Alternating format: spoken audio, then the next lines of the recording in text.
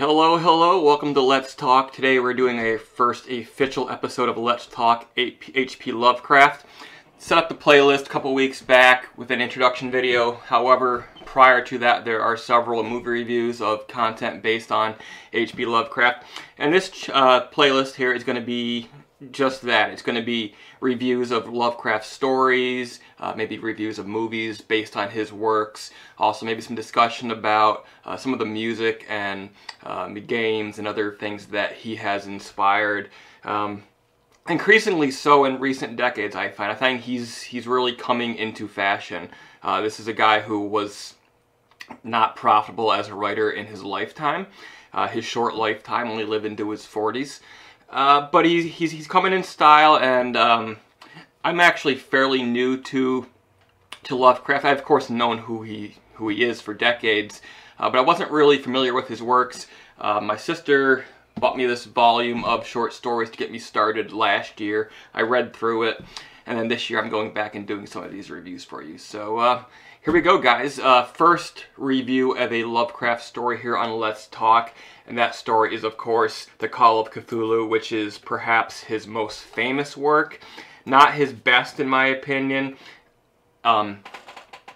It's his most famous, I think, even among people who don't necessarily know who H.P. Lovecraft is, other than the fact that he was an author, and they haven't necessarily read the book, the story, but they certainly know this name, this creature who is Cthulhu. It's the title of a very popular Metallica song from their Ride the Lightning album back in the 80s, and it pops up from time to time in games and in movies and places like that. So yeah, the Call of Cthulhu, written in 1926, published in 1928 in Weird Tales. The story was, of course, denied, very famously.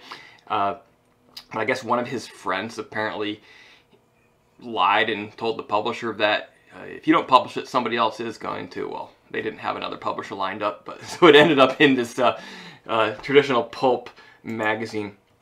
The story is narrated by a man named Francis Wayland Thurston. He's telling the tale of discovering his great-grand-uncle George Gamble Angle's notes after his untimely passing. He's a linguistic professor at, I want to say, Brown University, and he collected these notes and these things before his death, which included not just the notes but also a strange statuette, which we'll talk about in a second. And the report also included a number of reports of mass hysteria around the world, and that is sort of what the bulk of the story is.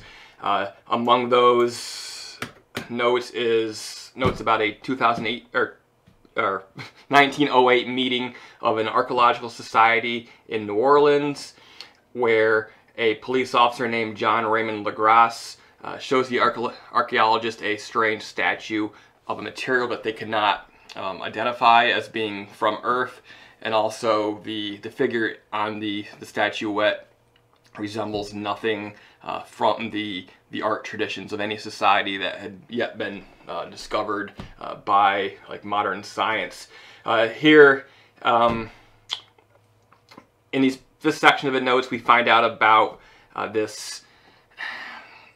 place where the statuette came from was when the police who this John Raymond LaGrasse was leading, they broke up this sort of voodoo ritual, I think is what he calls it, in the bayous of Louisiana, and they find this statue amongst these revelers who are engaging in human sacrifice. One of them mentions the name Cthulhu, and also the Great Old Ones. These are both terms that feature heavily in not just this story, but in Lovecraft's greater works, the Great Old Ones being these sort of beings from prehistory.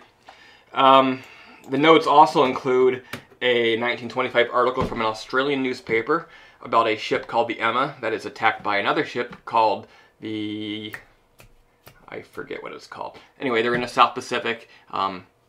Gets attacked by these thugs, and then they run aground on an island in the South Pacific that should not be there, and find a city that has risen up from the depths, and it's a really bizarre city. It's called pronunciation is no idea, but Rlyeh. We'll call it Raleigh. That's totally wrong. And this is supposedly the prison or the hiding place of Cthulhu until it's time for his return. Although he is imprisoned and dormant, apparently he's been sending out sort of these psychic connections to his followers who are being maintained in secret in these different pockets around the world. And after seeking to interview the one survivor of the shipwreck, our narrator finds out or begins to feel that he's being targeted and being followed by the followers of Cthulhu. And that's really where it ends. It's a very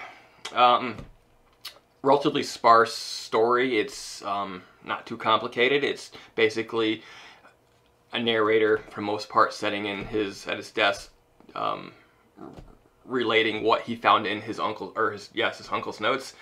But it introduces a lot of these interesting concepts that become sort of key to H.P. Lovecraft's work in later years. Of course, Cthulhu, the Great Old Ones, and his ideas, these concepts of these adversaries being sort of beyond human comprehension, sort of to see their bizarre, unidentifiable, seemingly impossible geometry and architecture. It kind of drives humans mad. And it also sort of introduces this concept that there was something here long before, not just us, but before everything we've ever known, going back billions of years into the very beginnings of the planet. And that, they don't really touch on it in this story, but in later stories like The Mountains of Madness, you find out that we may have even been seated here, sort of a he was definitely onto that whole alien, what's the theory now they do on History Channel, ancient aliens, sort of ancient astronauts theory. So he's sort of tapping into this long before it became in vogue. Yeah, those are the positives. The negative is, of course, Lovecraft's prose style, which is absolutely infuriating. He's obviously trying to mimic a little bit of like a sort of an English, maybe sort of slightly more proper form. I know he was said to be sort of an Anglophile, really into that sort of culture, and also looked down upon sort of what he saw as to being the degradation of that style through some of these racist concepts. But the point is I think he's trying to mimic other writers, but it comes across as somebody who is writing from a thesaurus, or is just pulling things out of their ass, which is effectively why it's been such a long road for H.P. Lovecraft to gain acceptance. He's a conceptualizer. His ideas are more important than his style. His style of writing, will not likely ever be taken fully seriously in any sort of academic capacity. There have been a few people who were kind as far as criticism and saw his importance, but his importance, again, it's all in concept. It's not in execution. The execution is, by my estimation, bad. I have sort of a background in writing and in literature, and it works under this premise that he's talking about things are being beyond comprehension, totally alien, but just as far as like following the conventions of what is acceptably decent writing, he falls way short. Some stories are better than others. I find that the shorter his story, typically the better the writing. I think maybe he was a little bit daunted by some of the longer things. But as far as As far as his works go, he never saw the Call of Cthulhu as being one of his better works, but it is probably his most important, maybe his second most important. So I would definitely recommend checking out. It's 15 pages or so, so it's not very long. It's not going to take very much of your time, but I think you will get something from it, as long as you can sort of put aside your critical mind a little bit as far as sort of his writing, his prose style. So, all right, guys, that is all I have to say about the Call of Cthulhu for today. We'll be back eventually with another review of another Lovecraft story. I also do want to take some time to dig into some of the musical influences that he's had.